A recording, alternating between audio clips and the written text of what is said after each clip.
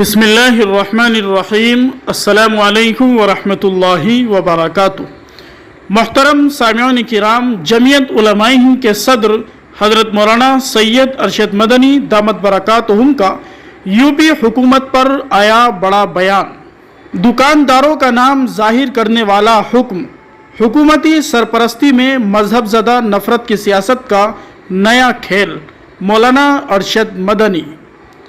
جمعیت علماء ہند کے صدر مولانا ارشد مدنی نے اتر پردیش حکومت کے ذریعے کانوڑ یاترا کے راستے پر مذہبی شناخت ظاہر کرنے والے حکم پر اپنا سخت رد عمل ظاہر کیا ہے۔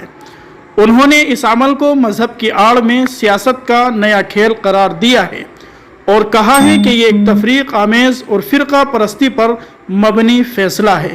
اس فیصلے سے ملک مخالف عناصر کو فائدہ اٹھانے کا موقع ملے گا اور اس نئے حکم کے سبب فرقہ وارانہ خیر سگالی کو سنگین خسارہ پہنچنے کا اندیشہ ہے، جس سے آئین میں دیے گئے شہریوں کے بنیادی حقوق کی خلاف ورزی ہوتی ہے۔ مولانا ارشد مدنی نے اس تعلق سے کہا کہ پہلے مظفر نگر انتظامیہ کی طرف سے اس طرح کا حکم جاری ہوا، لیکن اب اتر پردیش کے وزیر اعلیٰ کا سرکاری حکم سامنے آ گیا ہے۔ اس میں صرف مظفر نگر اور اس کے آس پاس ہی نہیں بلکہ کانوڑ یاترا کے راستے میں جتنے بھی پھل اور سبزی فروش ڈھابوں اور ہوٹلوں کے مالک ہیں، سب کو کہا گیا ہے کہ وہ اپنے نام کا کارڈ اپنی دکان، ڈھابا یا ہوٹل پر چپکائے۔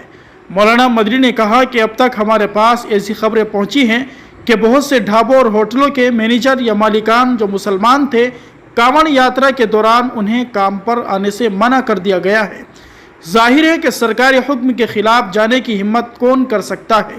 انہوں نے مزید کہا کہ ملک کے سبھی شہریوں کو آئین میں اس بات کی پوری آزادی دی گئی ہے کہ وہ جو چاہے پہنے، جو چاہے کھائے، یہ ان کی ذاتی پسند ہے اور اس میں کوئی رخنہ نہیں ڈالے گا، کیونکہ یہ شہریوں کے بنیادی حقوق کا معاملہ ہے۔